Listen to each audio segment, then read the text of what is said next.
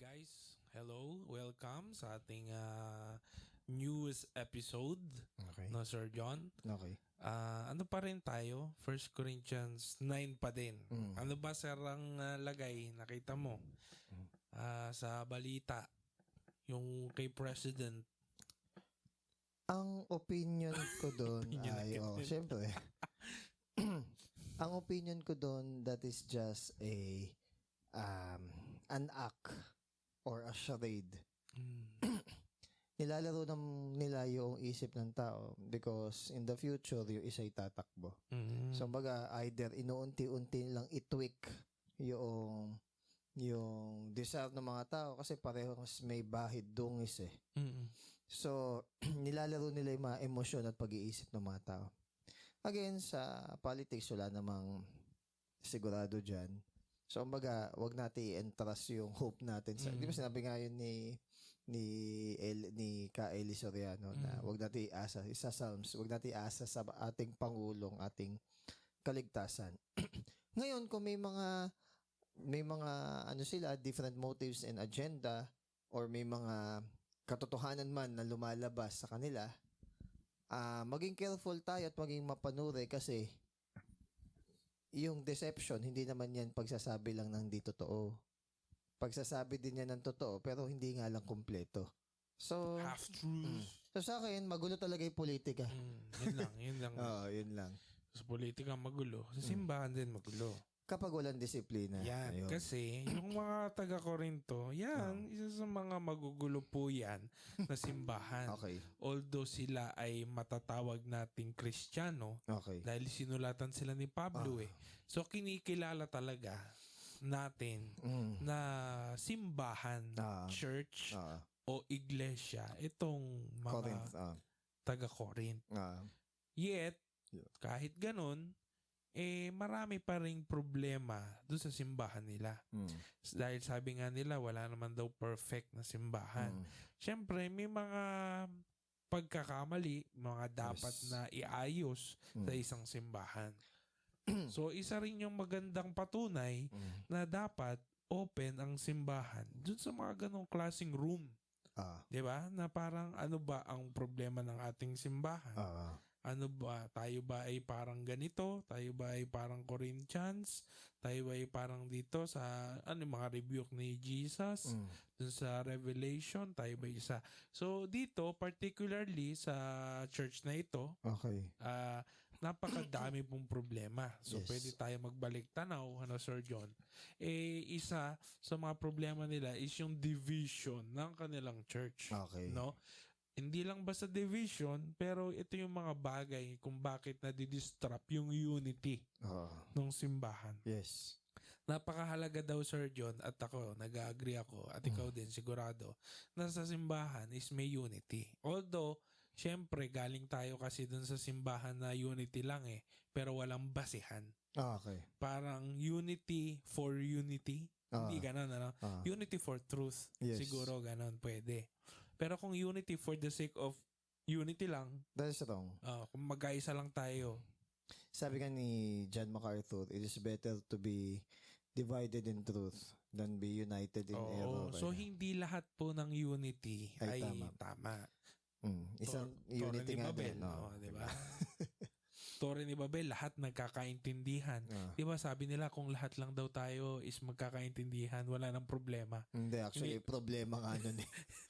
May ganun di ba? Pero yun nga ang naging problema nun. Bilhin mo how ironic, napakalaking kabalintunaan naman na meron ka ng pagkakaintindihan kayo sa isa't isa. Yet, naging problema pa. Bakit? Mali ginamit sa mali yung unity consumed by pride no? Kaya nila gustong gawin yung Torre ni Babel. Gusto kasi nilang sumikat. Gusto nilang maging tanyag. No? Mali ba yun, sir? Yung pagiging tanyag. Yung i-desire mo yun, especially for selfish gain is mali na. Actually, wala namang hindi selfish gain na i-desire mo maging tanyag. Hindi, it's always selfish. Siguro, yung makilala yung produkto mo for business purposes, pero yung ako ang may-ari niyan, medyo, yung syempre, may marred na May yun ano ng yun, ano yun. may ano yun, parang may kahit pa paano mag-iingat ka. Ah, Ano, sa ganun. ah. So, yun So, nga. So, gusto lang nating i-establish na napakahalaga ng unity sa isang simbahan. oh, Although, yun nga, as I said before, yung unity dapat may basihan. yes, in truth. Yon in truth. Hindi lang na mag-unite tayo kasi lagi tayong hindi nagkakasundo eh. Kasi 'di ba sa simbahan ganon, Ah, merong mga hindi nagkakasundo. yes. Tapos yung isa, hindi magkasundo na lang kayo. Sa ano? Sa ano at bakit? Oo, parang magbati na lang kayo. Yes. Sa ano? Ah, Eh kanyari may different ano nga eh, may different stand eh. yes. So yung isa nagsistand sa sabihin na nating hindi sa truth. Ah, Yung isa sa truth. mm, Eh magkakaroon talaga ng conflict. Ah. So dapat magkaroon ng humility yung nandun sa wala sa truth na aminin na kailangang may mabago, Yeah. baguhin, i-acknowledge na ako ay mali at gusto kong magpatama. yes. Sa kabila naman, kailangan magkaroon ka din naman ng grace, Ah, no, na para hindi mo i-impose lang na ako yung tama, mali kayo, mm. wala kayong pag-asa, something Mm. like that. It's about, actually, it's not about sino yung tama o sino yung mali eh. Kundi, si God ba yung, at saka yung salita niya, yung nag-go-govern or Oo. nasusunod dun sa church Kasi na yun. parang puntusan pala, no? Oo. Kapag ako yung tama eh. Kung kailangan nating pumuntos, ang puntos natin supposedly is yung obedience kay God. Hindi yung tama ako, mali sila. And, Let us reason, di ba? Yun yung, come let us reason together. Yun yung dahilan kung bakit, syempre, as an elder, hindi ka naman magagalit for the sake na gusto mo lang manita. Mm. Syempre, ang iniisip mo, yung welfare ng buong church. Yes, we could rather be wrong for some individuals, pero the church should not rather be wrong for an individual. So, Sila na nasunod. ano? hindi ganun. Tsaka yung adjustment na yon is hindi for tolerating sin. Okay? Mm. Kundi parang binibigyan natin ng better love, understanding, and grace yung isang tao sa isang bagay na hindi pa siya mature sa bagay na yon. Mm. Pero yung malinaw na sinasabi ng Bible na mali or sin, hindi magra-rather be wrong na mag-a-adjust ka. Oh. So yun nga, Sir John. Dahil mahalaga yung unity, napakadaming disruption, no? Disruption Ah, ng church na ito yes. sa kanilang pagiging united. Ah, So una, baka natatandaan mo, natakal natin, nagkaroon ng favoritism. ah, Kaya nagkaroon ng disunity. may preference sila na nagli-lead. Oh, so ako kay Apollo, ako kay Paul, ako kay May Christ. nagyabang pa kay Di ba? May ganon. So, yun yung isa. Ano pa natatandaan mo, sir? yung Nag-away sila. yung sa niisip nila mas mature sila kaysa Ayun dun sa din. ano. Ang totoo legalistic sila. Oo. Yung pala yung weak ang faith. Meron pa yung about sa yung merong lalaki na yung karelasyon niya yung nanay niya Mm. or sabi nating stepmom niya. Tapos pa tinotolerate ng Church. church. So, parang naging example na okay lang pala. Then yung liberty sa pagkain ng food. Food. Sacrifice to the idols when in fact idol is nothing. Mga ganong bagay. Ano pa ba? False teaching. False Meron teaching. din. Oo, Yan. meron din. Yung about sa single, married, Ayun din, sa pagdi-divorce, sa widowed, yun. Yung Oo. ganun status. Immoralidad sa simbahan. Sa yun nga. immorality. Nag-aaway sila. Nagdedemandahan. Yun. Ayun Yung nag-file ng case suits sa isa't isa. Oo. Tapos nire-refer pa nila sa mga ungodly na individual when in fact sa loob pala ng church is meron naman ng council na pwede dapat mag stand as tribune regarding do sa bagay na yon. Ano pa ba? yung pamamaliit nila kay Paul, di nila kino-consider si Paul na apostle compared dun sa ibang mga quote-unquote great apostles daw. Yun. So, yun. Actually, 4 daw ang sulat sa Corinthians. Yung 2 daw is parang na-lost in translation or sabihin nating hindi na natagpuan yung 2. Pero 4 daw yung pinaniniwalaan na sulat ni Paul sa Corinth. Ibig sabihin, marami talagang Issues. issue dito sa Corinth.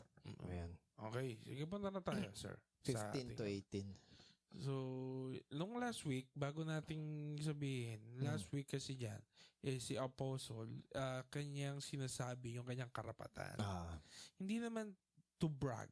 Hindi naman siya nagbabrag. Yes. Pero, hindi rin naman siya proud in a sense na mayabang. Yes. Pero gusto niyang sabihin na masaya ako sa ginagawa ko sa ministry na ito. Kasi kung sasabihin niya na dito may ambag ako dahil ako'y nagpe-preach, hindi niya pwedeng sabihin yun. Bakit?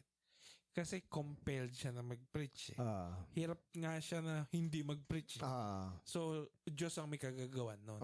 Pero, dun sa isang bagay na kaya niyang sabihin na may ambag siya o something na ito, masasabi kong masaya akong ginagawa to sa ministry, is meron siyang karapatan, which is a church, na hindi natatanggap ng pera nga, pero hindi niya yun ginawa. Yes. To set an example. Example, Okay. So, yun yung konteksto natin. 15. Hanggang 18. Pero hindi ko pa ginamit ang kahit alin sa mga karapatang ito. Di ba? Hindi daw niya ginamit ever. Hindi ko rin sinusulat ang mga ito ngayon para mag-claim ng mga karapatan ko. Mas mabuti pang mamatay ako kesa alisin ng ibang tao ang karapatan kong ipagyabang ang bagay na to. Wala akong karapatang magyabang dahil nagpipreach ako ng magandang balita. Kasi napag-utusan lang ako. Grabing parusa ang aabutin ko kung hindi ko i-preach ang magandang balita. Hanggang 18 ba? Kung kusa ko itong ginawa, mag-e-expect ako ng bayad. Pero ginagawa ko to bilang tungkulin na inutos ng Diyos sa akin. Ano ngayon ang ibabayad sa akin? Ito lang. Ang ma-i-preach ang magandang balita ng libre nang hindi ako nagdedemand ng karapatan ko bilang preacher ng magandang balita. Okay. Una sa lahat, right ni may mamasasagasahan pero sige. Okay lang. Right ni Paul na kumuha ng support sa church. Okay? So, ibig sabihin, karapatan niya na pasweldohin siya. However, hindi niya ginamit yung karapatan niya.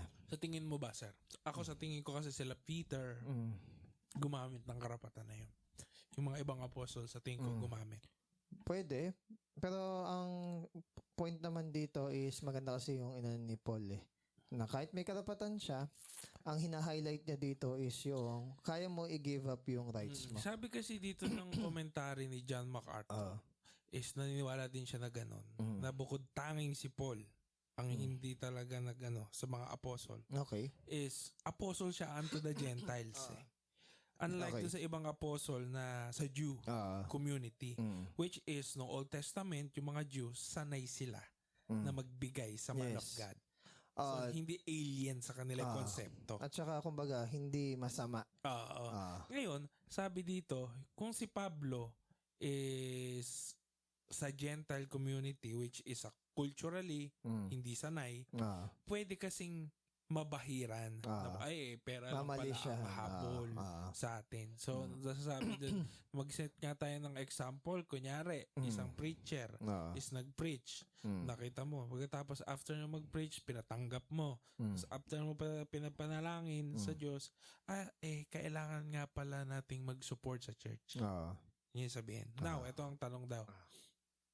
Tama ba sa isang Christian? Dahil naging Christian na siya, supposedly, kung ganon. Tama ba sa Christian na mag-support ng church? Oo naman. Tama. Tama naman. Pero hindi niya yung ginawa doon sa time na yon. Yes. Para hindi makatisod. Tsaka, hindi sinabi ni Paul yun para mag-hint na, supportahan nyo naman ako na financially. Hindi. Isang example dito is, kunwari. Kasi kahit, alam mo, kahit hindi mo sabihin supportahan nyo na ako. Actually, yung mga taong bukas ang mata katulad niya, pag may nakitang need, magkukusa sila. Lalo na kung discerning at saka aware yung mga tao sa hardships ng iba. Kaya ang problema nga lang, yung tao kasi self-centered Feeling nila sila lang nahihirapan However, si Paul, hindi niya sinabi itong mga bagay na to para sabihin niya, nakalata na kayo magbigay na kayo sa akin. Kasi yun yung sabi na hindi ko to para claim. Oo. Parang ganito, ano? Kunwari, meron kang nakitang masarap na pagkain na natikman mo na before. Okay. Binati mo. O yan, ay, masarap yan. Oo. Ay, hindi ko pa siya natatry. Ay, sir, gusto mo? Ito, kuha ka. Hindi. Eh, hindi, sir, sabi mo masarap eh. Hindi ka Information lang. sabi ko, hindi ka ako tao na kapag sinabi kong masarap yan is nanghihingi ako. Sinasabi ko lang sa'yo na masarap yan. Kaya sabi nung kausap ko, nasanay daw kasi siya na pag may mga Paparinig tao na nagsasabing gano'n na masarap is nanghihingi. Parang, uy, ang sarap naman yan. Sabi ko Parang gano'n, hindi naman din ako plastic. Pag gusto ko yan, ang magiging tono ko is, uy, pahingi nga naman yan. Hindi ka ako mag-hint na, uy, masarap yan para makahalata ka na bigyan mo ako. No, hindi. Bibigay lang kita ka ako na, once, nangyari yun once eh. Kasi parang ang mindset niya is, pag ganun yung pagkakasabi, baka halata ka na nangihingi. Sa madaling salita, hindi ka nagpapasubali. Oo. Hindi ba talaga ako naghihingi? Papaharing. Katututbrush ko lang nun ata. Tapos, binati ko lang naman na masarap na naman talaga. Sa atin kasi, sa culture natin ngayon, para bang lahat may mali siya na. Oo. Ano? Kung pag sinabi mo maganda yung isang tao, ay may gusto. O pag sinabi mo na ay may kailangan. Pag nangamusta, ay may kailangan. Doon madalas naman, yung matagal na hindi naman nakikipag-usap. Di ba ko close. So, may message. Alam mo, manghihingi o mangungutang. Ingat. Pero hindi lahat is ganon. Lalo na ngayon, sinesexualize lahat. So, kunwari, yung intimacy ng, isang lalaki at isang babaeng magkaibigan, lalagyan na ng malis na hindi imposibleng walang nangyari sa kanila. May binabasa akong game kahapon eh. Ako naman, hindi ko siya nakikitang ganon. Lalo na kung Japanese, so sila is may value din naman sa ganong relationship. So Mas ang taas ng friendship nung sa Japanese. One Piece nga lang. May Jaco. Di ba? Doraemon. Ang pinaka-point lang dito is si Paul walang ganun na hinihint niya na baka naman. Walang ganun. Walang baka naman. Una, hindi na nga siya nag-hint na ganun. Wala rin siyang salitang baka naman. Kaya, sorry, kahit joke, lalo na kung kumikita ka naman ng malaki sa ibang part or kung may business ka as preacher pero hindi naman kino-compromise yung funds ng simbahan, be careful, wag ka nagsasabi na hindi naman lang ako pasweldohin. Una, si Paul, hindi ginawa yun. Kahit na may karapatan siya. Hindi na nga siya nag-hint, hindi pa niya sinabi yung term na, pasweldohin niyo naman ako. Walang ganon. However, sa part naman ng church, kung nakita natin na hikahus naman talaga sila and yung ito is diligent, is magbigay naman kasi talaga. Minsan, common sense na lang eh. May mga operation cost naman talaga ang lahat ng organization.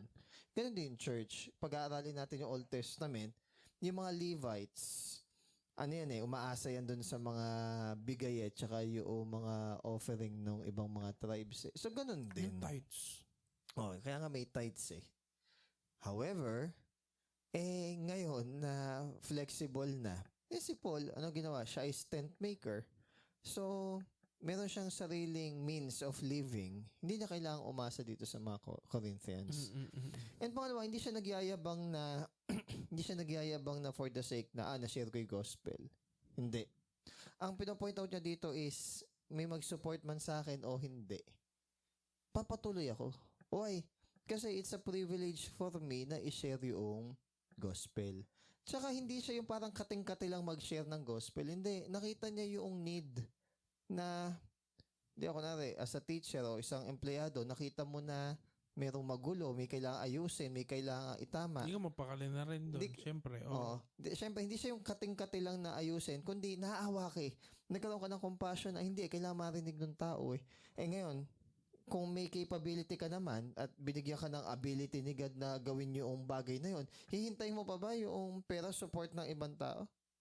Minsan, hindi mo kailangan hintayin yung ibang tao para kumilos, and that's courage. Pero yun, sir, paano nga yun yung line nun? Kasi parang tama rin naman talaga na do not muzzle an ox, di ba? Tama rin naman na ang isang tao na nagmi-ministry ay doon kumita sa kanyang tama naman Ibig yun. sabihin doon kumuha ng support. Yes, Okay. yes. Dun, Pero hindi siya dapat gawing means of business. Okay. Ayun. Yun lang para mas malinaw. Kasi may mga, sabi dito, may mga entrepreneurial preachers. Sige sir, punta muna tayo dun sa Saan? sa mga na-observe natin na ginagamit yung pera, yung money sa church. Pag may bagong sasakyan si pastor, pero may sasakyan naman na dati. Ayun. Kapag nakikita mo na extravagant yung mga, kunwari, may mga planning na pupunta pa sa ganito kalayong lugar, when in fact na mas malaki matitipid ng church pag ganito, ma-excessive na appliances sa loob ng church. Ayan. Yung Mali ba yun? mga ganon. Oo, lalong-lalo na kung may mga much pressing na expenses na dapat bayaran. Saka issues, Saka di ba yung ang kadalasan na naghihirap kayong mga members tapos yung, Yeah, exactly. Dapat nga yung mga may hirap sa church na address. Dito ko kino-commend ang INC dito sa kanilang practice. Yung kung di mo kayang magbigay ng pera to support, ikaw yung magbigay ng labor of love. So, ibig sabihin, lahat is mayroong contribution sa church. parang sa reunion lang yan ng ng pamilya. Kung wala kang ambag, mag-urong ka. kaya magluto ka. Yung Para sa akin, though, hindi naman na kailangang ituro, common sense kasi yun yun nga, sir.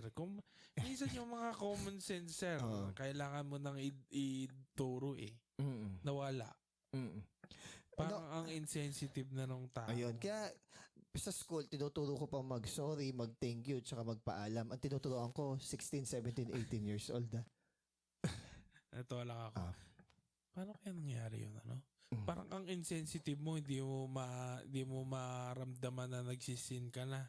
Hindi mo maramdaman na may compromise ka na. Wala ka naman kasi, diba? pag wala ka sa light. Yun nga ang insensitive mo, di ba? Tama ba?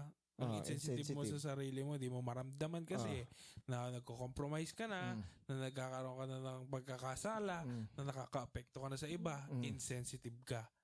Pero sensitive ka kapag nakorek ka na. Ganun naman talaga yung mga tao. Kahit sa school, meron nga doon, tawag dito, parang ang lakas maagawa ng issue at makapagpuna.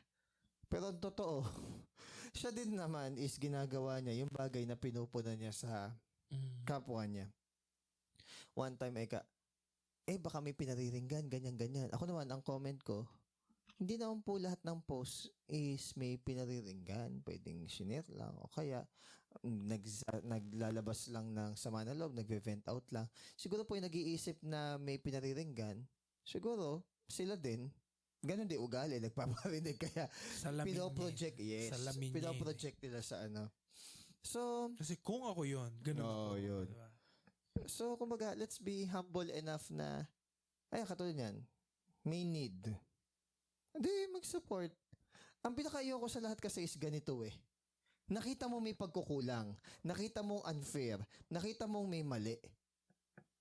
Bulag-bulagan ka. Hindi bulag-bulagan Sinabi mo ay mali yan, ganyan. O tapos, nung nalaman mo at nasabi niyong mali, wala, alang ginawa. Doon ako, siguro mali ang heart ko doon and behavior, doon ako naeewan na, nakita mo ng unfair and then, wala lang, inamin mong unfair, sinabi mong unfair and then, nakastigo ba, nadisiplina ba, napagsabihan ba? Madalas, hindi naman. So, kumbaga, we are deserving yung ibang tao na nakita mo na nga mali. Wala kang ginawang action. Aminado ka nga naman na may nakita ka. Wala kang ginawang action. Parang ganito, nakakaawa naman si brother. O tapos? Information lang, Yun nga yan nangyari. Maraming ang tao nagugutom. O kaya ganito, ang tamad nga nating humayo sa ministry o kaya sa church. O tapos, hindi nga ako nagbabasa ng Bible O tapos, yun Huminto yung na. Steps Huminto na tayo dun sa part na alam lang natin. Wala tayong ginagawa na follow-up na kung nakikita lang nila na si Paul, sa tagal ni Paul na nag-share sa kanila, hindi pera ang habol sa kanila. Ngayon yung ginagawa ko sa opisina kasi is yung accomplishment report ng GAD o Gender and Development. So, nung mga nakaraang last year is meron ng plan. So, may kasama na sa AIP, kasama na sa mga budget. Yes. Yung accomplishment report, ano yung ginawa mo sa plano?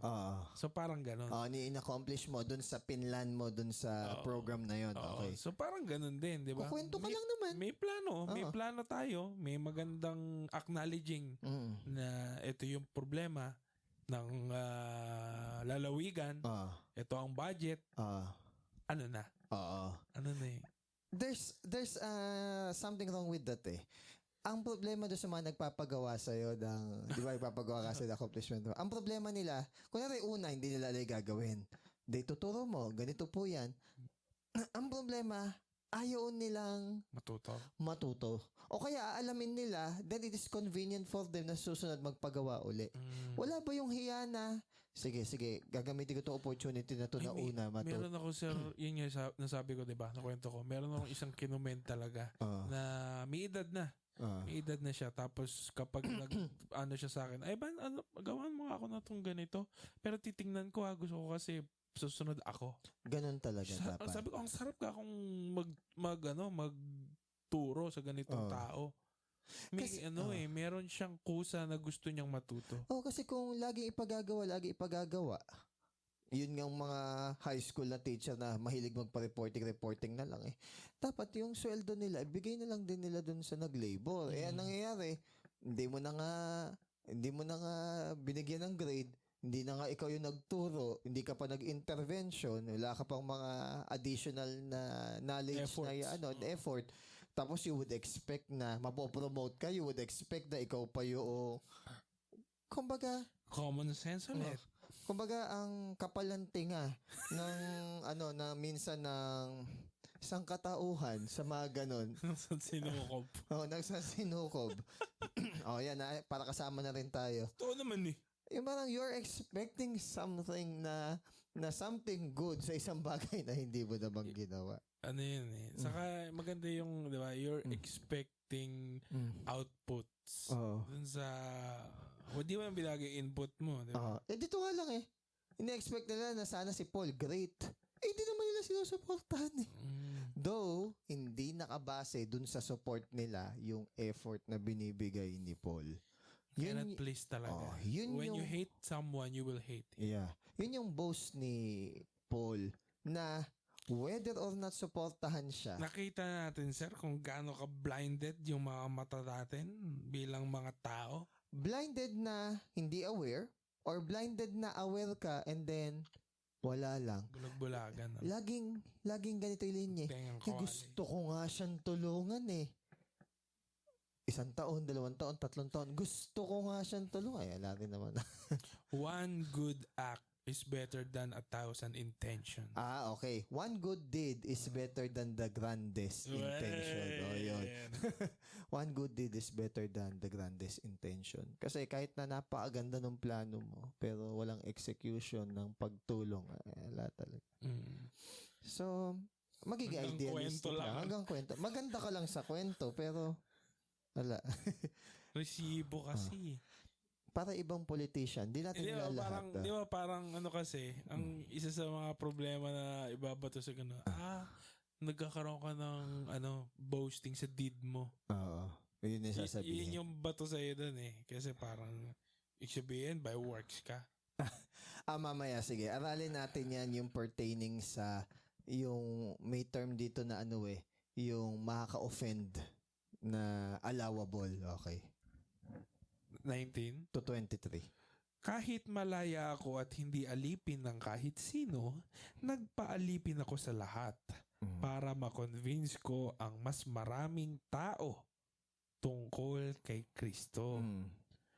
Pag mga Jews ang kasama ko, nagiging parang Jew ako para maniwala sila. Okay. At kahit hindi naman ako required na sumunod sa law ni Moses, sinusunod ko ito pagkasama ko sila. para madala ko sila kay Christ. Ganon din, pagkasama ko ang mga Gentiles, parang Gentile ako na hindi required sumunod sa Jewish law para makonvince ko sila. Hindi ko naman sinusuway ang batas ng Diyos. Actually, batas ni Christ ang sinusunod ko. Hanggang 23 ba, sir? Pagkasama ko ang mga taong mahina ang faith, naging parang mahina rin ako para makonvince ko sila. Okay. Kaya nakisama akong mabuti sa lahat ng tao, Okay. gamit ang lahat ng posibleng paraan Yes. para masave ko ang ilan sa kanila. Yes. Ginagawa ko lahat ng to alang-alang sa magandang balita Okay. para magkaroon din ako ng share sa mga blessings Yes. nito. Okay. So, una, ang pinapoint out dito ni Paul is, ginagamit niya yung freedom niya hindi para sa sarili niyang interest. Ginagamit niya yung freedom niya para magkaroon siya ng diverse na pakikitungo sa iba't ibang tao. Peace. Kaya sa nga, ibang kaya tao. niyang pakitunguhan lahat ng tao for the sake ng gospel. So, umbaga, ang goal pa rin niya is i-win. So may social aspect din si Paul. Yes. Hindi lang siya basta theology. Yes. Pero, hindi sa pagbabago ng mensahe ng ebanghelyo. Baka akala kasi nila, tinutuwik. Watered Oo, down. tinutuwik ni Paul yung gospel. Hindi. Same pa rin yung message. Ang intindi ko po dito, sir, kasi kunyari sa mga Jew, para daw siyang naging Jew, para mawin yung mga Jew. Ibig sabihin, kung bawal kumain ng baboy yung mga Jew, O, dahil hindi siya kakain. siya kakain. Oo. Kasi Pero, alam niya sa sarili niya, wala lang naman yan. wala lang naman. Pero kumbaga, as respect. Pero tama siya, di ba? Tama siya na hindi bawal, di ba? Yeah, Mali yung tama. mga Jew. Mali yung mga Jew. Weak na ang bawal. conscience nila sa area na yun. Oo. So, nasa tama siya eh. Pero hindi nga niya ginawa. Oo. Para mawin. Kasi nga, kung ganun bagay lang naman, nangingibabaw yung pag-ibig sa kanya na mawin niya yung mga Jew. Yun. Example, kunyari sa opisina, may mga tawag dito. Paano ba yun? Okay, kaya mo yan. Hindi. Ito, nung kasal kasi ng pinsan ko sa Catholic kasi. Okay. Catholic sila kinasal dyan sa katedral. Di ba, tumayo po tayong lahat. Umupo tayong lahat. Si Che, tinitingnan niya ako kung tatayo ako o hindi. Siguro iniisip niya kung ano yung gagawin ko. Ako tatayo lang Ang naman. ginawa ko, tumayo ako. Kasi ayoko naman na ma-offend sila. Pag tumayo ba ako, ibig sabihin nun, sumba ako sa Hindi Diyos-Diyosan. Pero nung lumuhod, hindi ako lumuhod. Hindi na ako lumuhod. Pati yung sa sign of the cross din Tineknikan ko yun na hindi ako magsa-sign of the cross. And even yung pagbanggit kay Mary. Ngayon, medyo mahigpit kasi yung na-attendan ko dati Oo, mahigpit na Yung sa may sa Catholic yun. sa dambana atay na attendan ko na yun. Para bang, hindi po kayo pwedeng mag-anak ng binyag kung hindi po kayo Katoliko. Ako naman, sa loob-loob ko naman, ang ituturo ko sa kanya ay pananampalatayang Kristiyano. Hindi solely ng sekta ng pagiging Katoliko if they claim na sila yung... Bakit? Okay. Kung yun yung soul na tingin na ng Catholic. Now, having said that, hindi talaga ako nag-sign of the cross. Tapos yung about kay Maria na inaano nila, hindi ko rin sinabi. Ngayon, kung pagalitan ako on the spot, niready ko na rin yung script ko just in case na worst comes to worst. Pero siguro sa susunod, iihi na lang ako if medyo mahigpit talaga yung Pero yung tungkulin ko bilang guardian, sabihin natin na gusto ko ma-win over yung co-teacher ko o yung kamag-anak na pumili sa akin as godfather ng anak niya. Gusto ko siyang gabayan patungo sa pananampalatayang Kristiyano, hindi sa sekta. Ayun. Sir, ano yung mga karapatan na parang hindi mo in-impose para sa ganito? Kumbaga, ano yung nakarelate ka dito na ginawa mo? May mga friend ako na INC, pag dinuguan di talaga, do masarap yung tinumis. Nasabi ko yun Pero kumbaga, ginive up ko yun. Dahil, una, may mga mas malinis na choice of food, no offense. And pangalawa, is, marami naman ding ibang mas masarap na food na hindi mo sila, na pwede naman, na hindi mo sila ma-offend. Yun, bukod isa dun, sir, sa... Ano yan? Sa food, ano pa? Yung sa kunwari may nagsa-sign of the cross, Hindi ko naman binabawal. Hindi ka toxic. Hindi mo to toxic. Ina-explain ko lang na, ni-explain ko bakit hindi ako nagsa-sign of the Pag tinanong cross. nila. Oo. Or kaya napansin na, sir, ba't di kayo sign of the cross? Kasi, una sa lahat, walang distinct or sabihating basis sa Bible na mag-sign of the cross. However, kung kayo, Catholic, sign of the cross, ala din naman sa akin, hindi siya big deal yun. Kasi eventually, unti-unti yan eh. Hindi mo naman isang buladas yan na macho-choke na yung tao na hindi na kaya ng lulunin. Doon ka muna sa pinakamahalaga. Salvation, sino si God. Then tsaka mo i-address unti-unti yung mga ganong bagay. Yung iba kasi parang, para sa mga Jews, naging Jews ako dahil sa mga... So, dahil sa mga manginginom, mag-iinom na rin ako. Yung iba sinasabi na spirit of accommodation. Hindi naman yun yung directly sinasabi dito. Ang sinasabi lang is, marunong makisama, pero hindi magko-compromise. Ayun. Marunong umunawa, pero hindi magko-compromise. Yun yung kailangan, hindi binago yung preaching, hindi binago yung mensahe, pero the way na i-present is maaaring ibahin lamang ng hindi siya offensive kasama, no? Oo. However, kahit sino pa yung kausap ni Paul, si Paul is willing i-offend yung tao for the sake na ma-win over yung tao sa gospel. Yun yung kasi yun eh. Ang sin kasi, yun yung natural na reaction eh. Yes, ma-offend talaga. Kaya nga mas mainam at the end of the service, yung mga nagde-despair and hopeless, ma-encourage sila talaga na bumangon. Sabihin natin na magpatuloy sa buhay. Yung mga compromising sinner, ma-convict. Sabihin natin na mag-tremble, ma-inconvenient. Kasi sinners sila eh. To comfort the afflicted. And to afflict the comfortable. Di ba? Yung kumbaga sa mga Pharisee, ma-humble sila. Tapos yung mga Gentile na hindi pinili, but in the end, napili din. Nagkaroon ng hope. So, yun yung pinaka-inaano ni Paul dito. Again, the point is to win soul. Yun pa rin ang pinaka-ano niya. Yung talaga golden. Yung susunod kaya is... tayo din kaya actually kaya lang naman na tayo nabuhay eh. Para dun eh. After nung pagiging Christian eh. Sabi sa Ecclesiastes 12 verse 11, tama ba? Na, and the conclusion of things is this, to fear God and obey His commands. Sa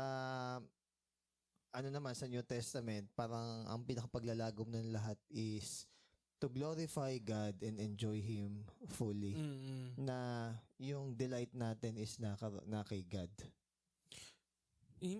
Sa pag-win kasi ng souls, kahit nasabihan mo yung tao, kung wala sa heart niya, hindi niya magagawa talaga eh. Yes. No?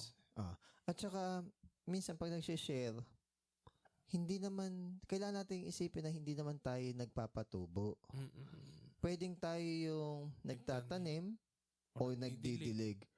Alay mo, tayo yung taga-tanim, merong ibang magdidilig, pero at the end of the day, si God pa rin yung magkakos ng growth. So, kumbaga, minsan nakakalungkot kasi baka nakatingin tayo madalas sa sarili natin na effort ko, pagod ko, pera ko, yung time ko, ayan.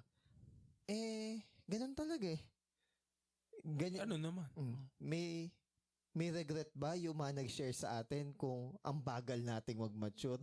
Ala naman siguro, Actually, salamat nga sa kanila dahil tsinaga nila tayo. So, parang ganun din.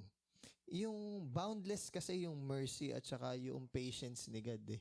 Kaya minsan nakakaya pag tayo yung temper natin kulang. O yun. 24 to 27. Last na to. Alam nyo naman na sa race, tumatakbo ang lahat. Pero isa lang ang nakakakuha ng prize. Kaya galingan nyo ang pagtakbo para makuha ang prize. Ayun na.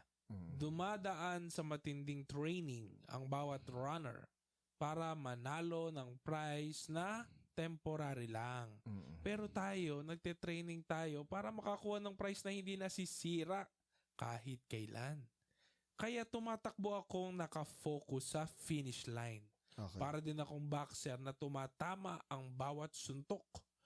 Pinapahirapan ko ang katawan ko at dinidisiplina itong mabuti para hindi ako ma-disqualify after kong mag-preach sa iba. Okay. Doon pala yung context noon. Oo. Yung sa Sa pagkuha ng pera at support. Oo. Yung pala ang konteksto noon. Pero ang pinaka gusto niyang prize na makuha is yung salvation ng mga sinesharean niya, and siya hindi ma-disqualify sa sarili niyang salvation. Ngayon, kung papansin natin, I run, I fight. So, kumbaga, mga Korinto, mga Griego to. So, yung sports event kasi sa kanila, very relatable. Olympics at saka yung Isthmian Games, yung second na prestigious na game. Ngayon, laging ginagamit ni Paul yung mga figures of speech na related sa arena. Tulad ng mga runner, boxer, gladiator, chariot racer, trophy, lahat na may kinalaman sa tawag dito, sa culture nila. Ngayon sinasabi dito, run in such a way that you may obtain it. Oh, sige, walang nananalo nang hindi nag-e-effort. So, ibig sabihin, bilang Kristiyano, dahan-dahan, brad. So, kumbaga, walang Kristiyano na effortless yung buhay. Timid, ano? Oo. Walang Kristiyano na hayahay lang yung buhay. So, kumbaga, ako, aminado ko, may mga shortcomings and may mga areas pa rin ako na kailangan ko i-deal. Hindi ko mapagtatagumpayan yung mga bagay na yun nang hindi ko binibigyan yun ng effort talaga na i-overcome. Hindi siya magic na biglang one day pagising ko, wala na talaga. Hindi siya yung magic na ganun eh. Effort talaga. Meron mo ng mga, meron mo ng hating ng sin, acknowledging ng sin, hating ng sin, turning away from sin, running away from sin. May may mga stages yan eh. And bilang Christian, para tayong mga atleta na may mga bagay na hindi naman mali, pero kailangan nating iwasan. Wala as an athlete, wala namang masamang kumain ng mga ganitong pagkain. Kunwari may mine-maintain ka na weight, hindi ka dapat pwedeng kumain ng mga ganon. Alam ko yun sa mga kahit sa water intake nila eh. Oo. Controlled. Yes, and even kunwari sa nag-aaral lang, gala tayo, hindi, magre-review ako eh. Goal mo nga na mag-honors. Hindi mo pwedeng. Sabi nga ni Paul Washer, pag naging Christian ka na, may mga ginagawa yung mundo na hindi naman necessarily mali, pero dahil may goal ka na maturity sa Christian life mo, cut off ka. You have to cut it off kahit na hindi naman siya kasalanan. Ito nga yung term. Napakadami mo naman din, alam mo, parang ewan na lang din, parang kadalasan ng excuse, walang time. Pares lang naman 24 hours. No. Para kasi walang time. Baka, kunyari, time management siguro. At saka, aminin natin, napakadami nating nasasayang na oras sa mga walang kapararakang na bagay. Marami talagang time. So, hindi mo lang minsan na-acknowledge na sa ibang bagay mo ginamit yung time na yun. Halimbawa, minaraton mo yung Korean novela o yung anime. Kaya. Hindi mo hindi mo sabihin mo lang time. Meron. Ang kailangan siguro mag-grow walang disiplina. At yung desire, interest, and pagpursu kay God. Kasi kung nababaliwala natin or mahina or maliit lang yung desire natin to know God even more and to make wala sure. pa kang tight eh. ng time eh. Ano ang tight ng time? 2.4. 2.4 hours. Hindi, 24 hours eh. times 7. Hindi man siya times 10 eh. Hindi yung tights ng 24 hours. 24 hours. Hindi, 2.4. Okay, 2.4. So, dapat man lang kung doon ka babase, 2.4 yung ano mo, no? Kung legalistic ka, no? 2.4. Hindi ko sure, parang gano'n, alam ko. Di ba 2 hours and 6 minutes? Ganun. Kasi 60 minutes multiplied by 0.1. Sige, sir, tama ka dyan. So, 2 hours and 6 minutes. Hindi, ang point doon is, tatsaniin mo ba si God? Isasakto mo lang na 2 hours. Hindi, lang. Para lang may parameters tayo na kung yung tight niya, hindi natin Hindi, yun yung sinasabi ding freedom ni Paul. O kung natin, na-reach na niya yung required o yung minimum na 2 hours and 6 minutes sa isang araw na para kay God. Titigil na ba siya doon? Hindi, di ba? Kasi nga, yung freedom niya is ginagamit niya for the expansion ng kingdom ni God. Yan sabi, Sa mga ano talaga, mga walang kakwenta-kwenta yung mga time na Facebook. ito Mga nyo. ganyan. Isang atleta daw ay kailangan tanggihan yung mga bagay na ayos naman, pero makakahadlang siya sa pagpurso ng kanilang goal. Sige na, kumain ka pa. O, diyan. Wala nang problema kumain ka pa, dagdagan mo, hindi ka na magiging overweight. Kaya nga lang, babagal yung... Ano sir yung sa tingin mong ginagawa ng mga na tao o Christian ngayon na animoy parang hindi sila tumatakbo sa race? Ginagaslight yung sarili. Paano yun? Niloloko yung sarili. Ginagaslight yung sarili na, kahit di ako tumatakbo, at least may changes naman. Pero Tinatap nila. Oo, Sarili nila. pero alam mo na may mas igigigil ka pa eh. Pero alam mo na may mas iseseryoso ka pa eh. Alam mo na mas may ibibira ka pa eh. Di ba may term tayo na mas magseseryoso.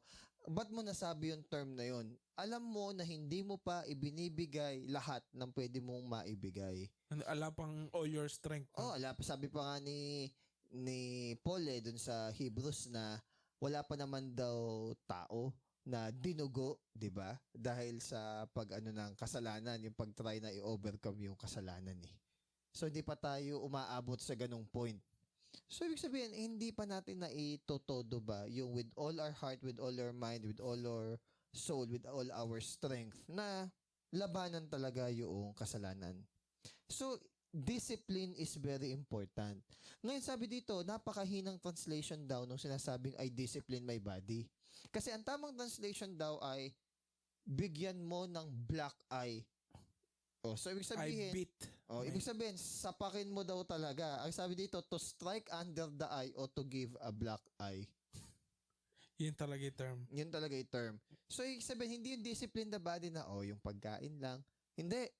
Pasusunurin mo talaga siya na mind over body talaga na you have to convince yourself na ito mali yan eh. Kasalanan yan eh. Nakahindar yan eh.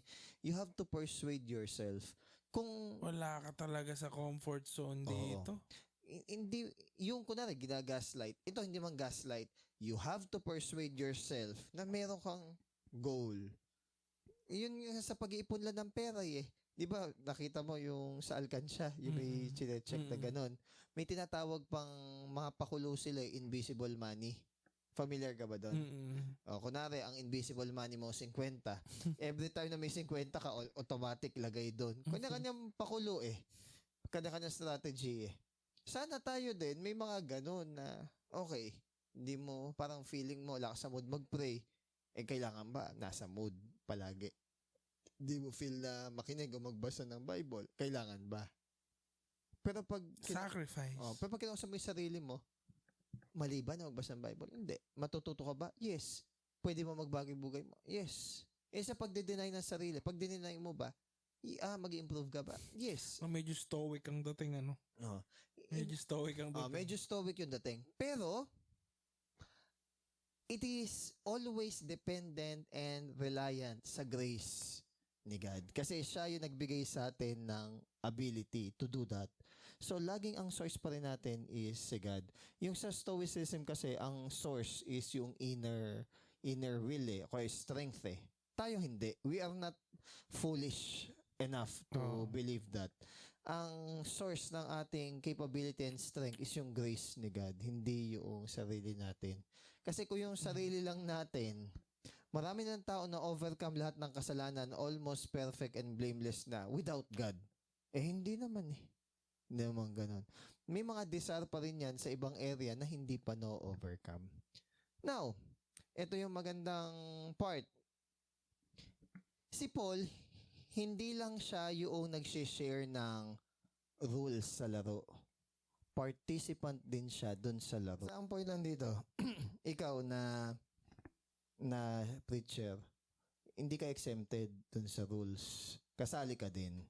So parang si Paul, pinipreachan din yung sarili niya, tinuturuan din yung sarili niya na huwag maging hypocrite na ako din, by God's grace and mercy, is masunod ko rin yung will ni God. Hindi yung mag-i-impose ako na mag-share ako na ito yung word ni God sa'yo. Ako naman, on the side, di ako sumusunod. Nakakahiya. Lalo na ako nagpe-preach. So, wag sana tayong ganun. Kaya nga, doble yung judgment ng mga tao na nagpipreach. Kaya tayo, sama ako, lahat tayo na nagsishare, ingatan natin yung ating buhay na wag sana tayo ma-disqualify. Ngayon, baka sabihin, baka kainin mo rin yung sinabi mo. Kang ganon. By God's grace, in given situations na God forbids magkamali man ng isang preacher, hindi pa rin magbabago kung ano yung sinasabi ni God patungkol sa kanyang salita. So sana wag mawala yung ganong bagay para yung mata ng tao is mapako yung hope niya hindi sa tao din kundi sa Diyos. Hanggang sa dumating yung point na masabi natin yung salitang imitate me as I imitate Christ. Ayun lang naman yun sa akin. Oo nga eh. Naglobat kami eh. So, yun lang guys, yung ating sa chapter 9, napakahalaga ng disiplina talaga sa katawan natin, disiplina sa sarili, at disiplina rin syempre sa simbahan. So, hindi yun masama, yun ay masakit, pero kailangan daanan. Kagaya ng mapait na gamot, mapait man siya, pero nakakabuti ito. So sana bilang mga Kristiyano, wag natin na masamain yung mga taong nagdidisiplina sa atin sapagkat pwede naman silang hindi na magdisiplina. Peace pa kayong dalawa. Wala kayong away. Wala kayong yun din. Self-discipline din. So dito sa part ni Paul is hindi exempted yung sarili niya. Yung sarili niya, dinidisiplina rin niya kasi may tendency rin na kahit siya is ma-disqualify. So, ganun talaga kaingat. So, ang maganda dito, magandang reminder sa atin is tumakbo tayo na may patutunguhan. No? Na wag lang tayo na sumunod sa agos. Baka kasi bilang Kristiyano, nakakalimutan na natin na meron tayong goal. So, yun yun. So, ngayon, kailangan magkaroon na tayo ng mga baby steps. So, tayo na mismo sa sarili natin ang magsabi kung paano natin siya i-execute. Ang ganda ng pag-usapan namin, sir. Ang daming magandang plano, acknowledgement, realization. Punta na tayo sa next step. Baby steps na. Baby lang naman eh. So guys, thank you. God bless. Bye.